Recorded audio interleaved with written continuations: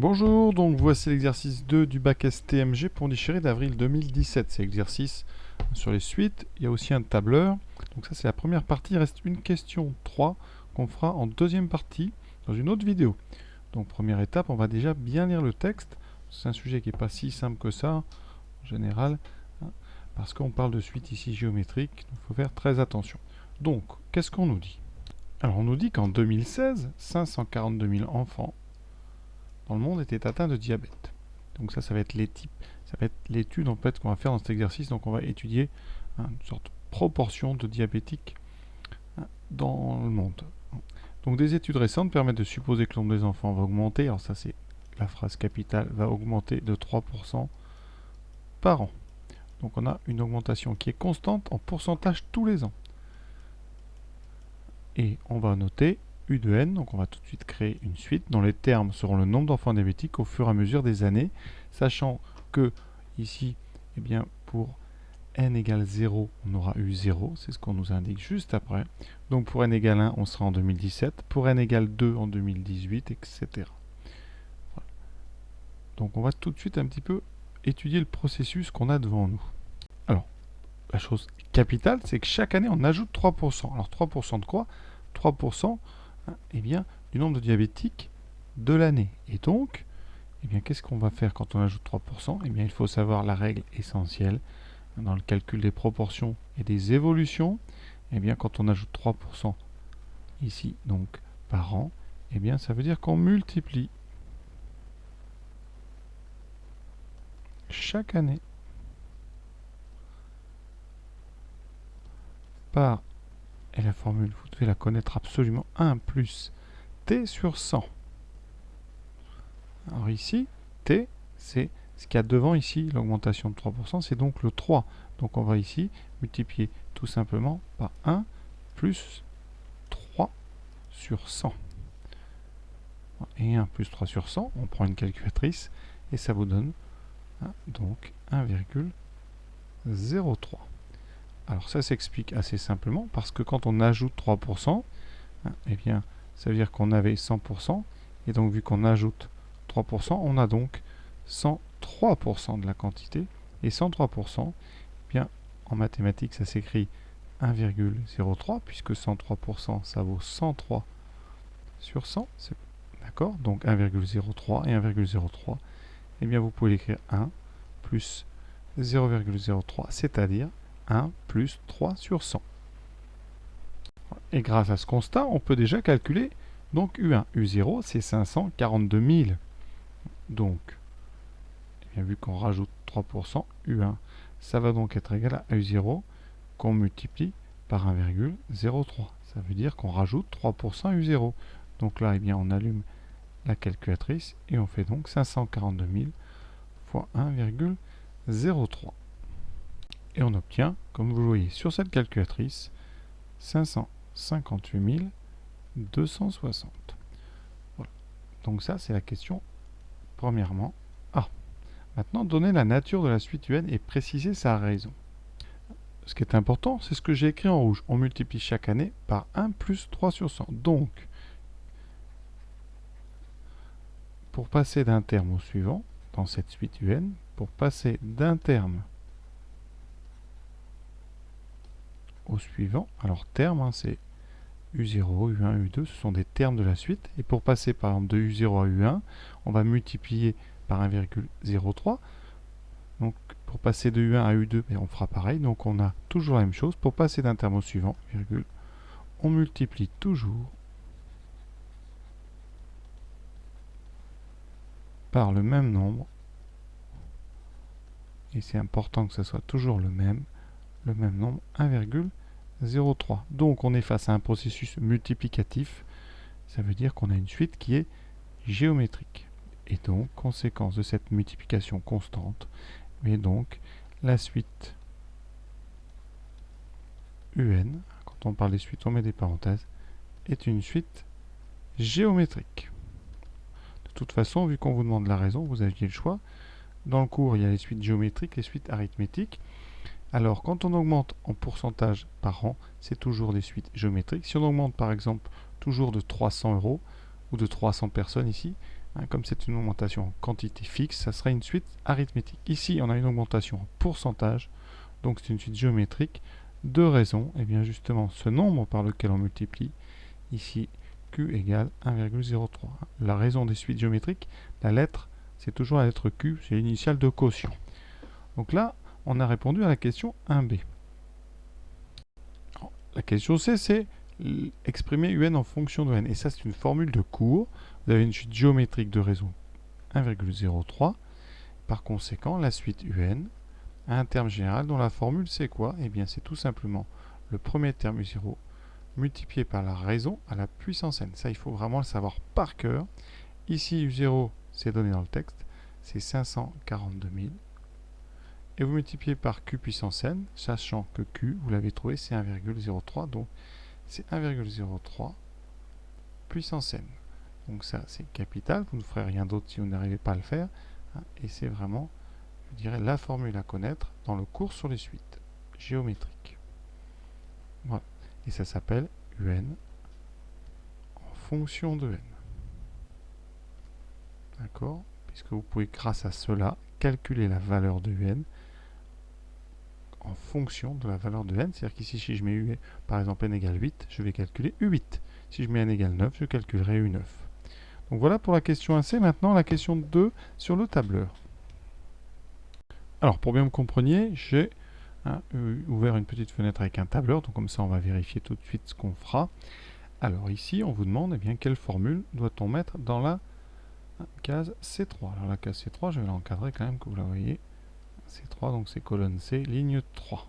Voilà, qu'est-ce qu'on met ici pour que ça affiche eh bien, la valeur qu'on a calculée tout à l'heure, qui était, je vous rappelle, U1 qui valait 558 260. Ça nous servira comme ça à vérifier. Alors, on a vu ici que le terme général, c'est donc UN égale 542 000 fois 1,03 puissance n. Donc ici, pour calculer eh bien, ce qu'on met là, on va devoir, eh bien, tout simplement, si on veut utiliser cette formule, 542 000 fois 1,03 puissance 1.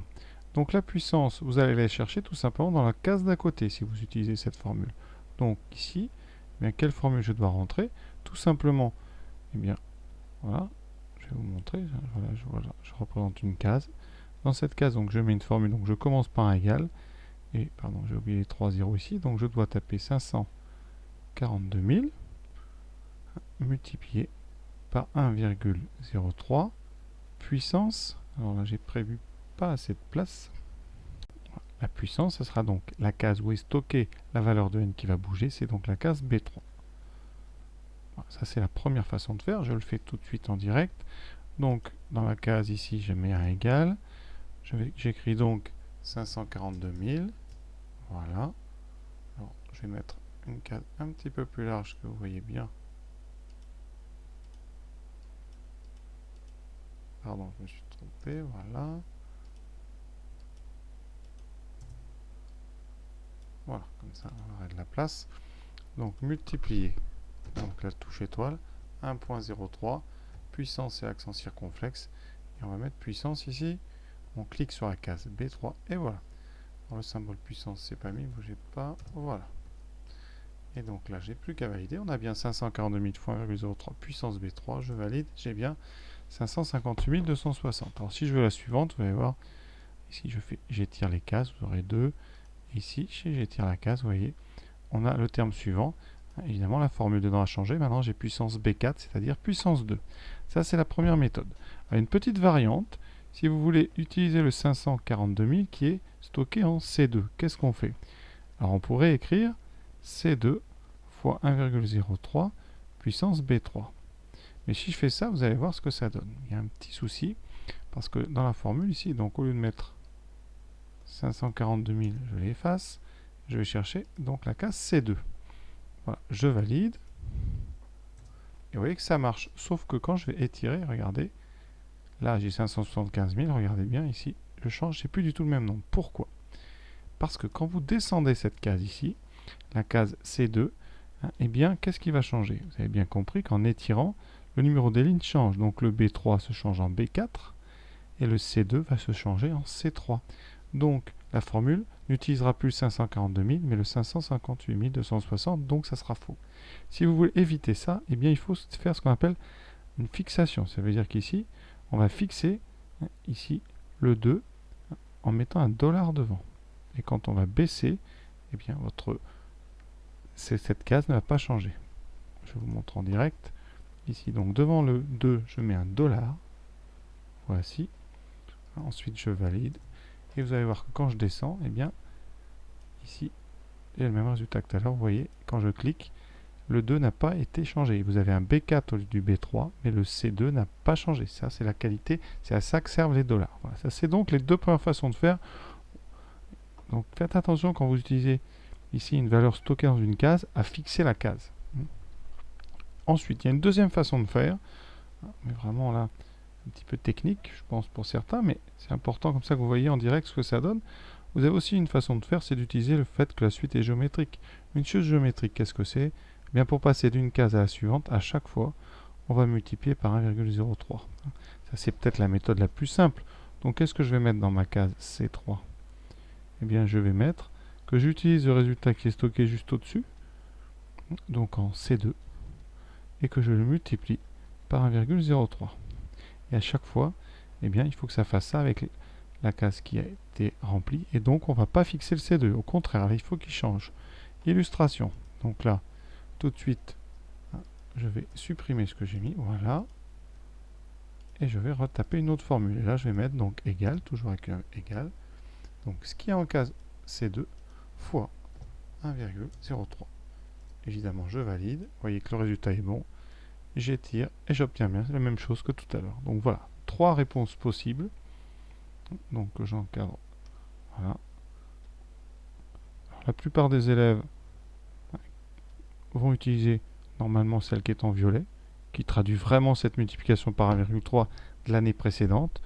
D'autres vont utiliser la bleue parce qu'elle traduit bien la formule qu'on vient juste de donner en question 1C. Voilà. Et les experts, en tout cas ceux qui ont vraiment l'habitude, vont utiliser 542 000 en le bloquant avec un dollar devant le 2. Donc voilà pour cette partie 1 en fait, la question 1A, B, C et D, donc du bac 2017 d'avril. Voilà. Alors, une chose dont je ne vais pas parler pour l'instant, c'est l'histoire du format nombre à 0 décimal. C'est tout simplement bien qu'ici on n'autorise pas les virgules, donc on arrondit. Alors comment on fait ça? Eh bien, normalement, il faut sélectionner toutes les cases qui vous intéressent et aller dans Format. Et là, Format, donc vous allez dans Cellules et vous indiquez ici au niveau des nombres, vous voyez, vous tapez Nombre et ici vous indiquez Nombre entier, c'est-à-dire, voilà, ici il n'y a pas de virgule, vous validez et tous les nombres ont été arrondis à l'entier le plus proche. Donc voilà ce qu'on appelle des nombres à 0 décimal. C'est juste pour éviter d'avoir des virgules dans vos résultats. Alors, dernière question de cette partie 1, la question 2. C'est donc calculer le nombre d'enfants atteints de diabète de type 1 en 2021. Donc 2016 correspond à n égale 0. D'accord? Donc après, 2017, vous avez bien compris, correspond à n égale 1. Et donc il va falloir trouver à quoi correspond 2021. Alors, soit vous comptez sur vos doigts, ça c'est largement faisable. Sinon, bien vous essayez de voir. Donc là on est en 2021. Donc depuis 2016, vous avez rajouté plus 5. Donc forcément à n, vous allez rajouter n égale 5. Sinon, vous les faites un par un. 17, ça fait n égale 1. 18, ça fait n égale 2. 19, n égale 3. 20, n égale 4. Et vous voyez que 21, c'est bien n égale 5. Donc, on calcule U5, c'est-à-dire eh bien 542 000, 542 000 pardon, fois 1,03 puissance 5. Ça, c'est pour ceux qui avaient eu la formule, évidemment. Ceux qui n'avaient pas la formule, vous pouvez quand même vous débrouiller en faisant U5 égale donc, vous écrivez 542 000 et vous faites fois 1,03 pour la première année, fois 1,03 pour la deuxième, fois 1,03 pour la troisième, pour la quatrième et pour la cinquième. Ce qui revient évidemment à une puissance 5. Mais pour ceux qui n'ont pas la formule, vous l'aurez comme ça naturellement. Là, vous allumez la calculatrice. Et, voilà, et vous prenez donc 542 000 fois 542 000 fois 1,03 puissance, c'est le chapeau, puissance 5, on trouve donc 628 320. Ici on va arrondir au plus près, c'est donc 327 puisque ça finit par 54. Voilà, donc il y aura eh bien 628 327 enfants diabétiques dans le monde en 2021. Et si vous n'avez pas les puissances, eh bien vous faites fois 1,03, voilà, fois 1,03, et vous faites ça à 5 fois. Tout simplement, voilà, 3 fois, 4 fois, et donc 5 fois. Voilà, vous avez évidemment le même résultat. Voilà pour cette vidéo, j'espère que ça vous a plu. Je vous invite évidemment à aller voir la suite.